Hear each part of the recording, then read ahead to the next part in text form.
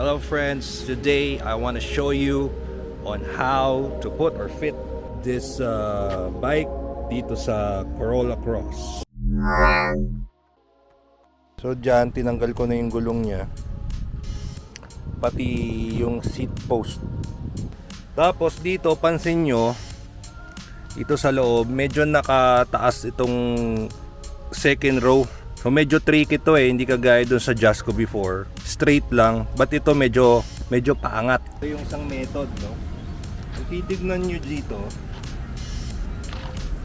kung isa lang yung bike nyo, pwede. Ganun Pero palagay ko kahit may gulong.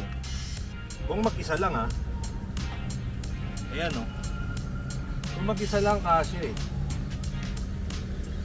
wala nang di na yung uugbog dito. Yan.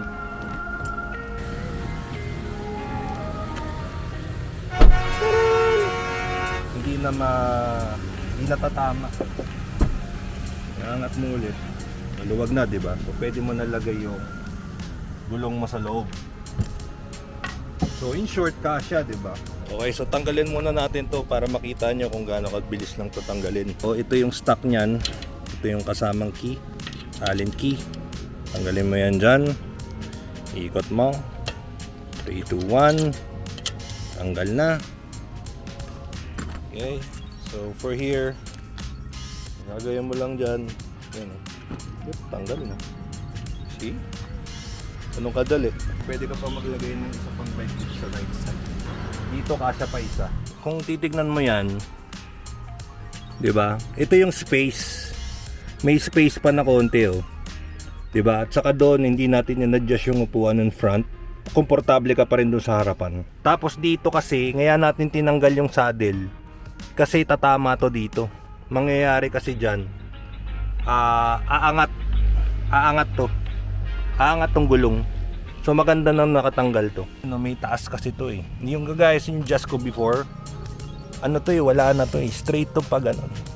Kaya madali ko tong nalalagay Ang problema naman dun sa Jazz, yung sa Jazz kasi maikli. Hindi kasing haba nito. So ito naman, lalagay na natin sa loob. Pero syempre madudumihan to at saka gagalaw-galaw yung sasakyan. Kung gagawin natin dito, lalagay natin ng parang tuwalya.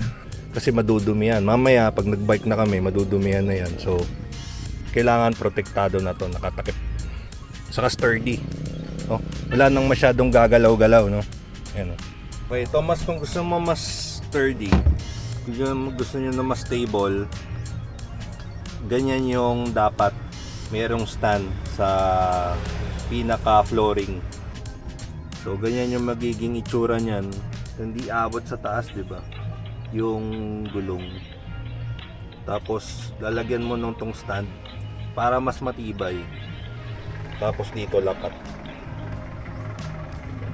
Ganyan din sa kabila, dito sa kabilang side, ganyan din mangyayari. So lalagay mo yung gulong doon, diretso yan dito. So kasi yan kung size 27.5 na gulong, 27.5 na bike, kakasya yan. So kung 26, mas kakasya, di ba? So this is another option kung ayaw mo nang bumili ng bike rack or gusto mo nang mas secured kasi nandito lang sa sasakyan Ako mas prefer ko na ilagay dito yung bike for many reasons. Isa lang namin nandito lang yung bike sa loob. Another, hindi na namin, less setup na kami, diba? Ilalagay mo pa dun sa tow hitch, gagastos ka pa at ayaw mo na maglabas ng extra. I prefer itong ganitong klaseng setup. Magbabike na kami.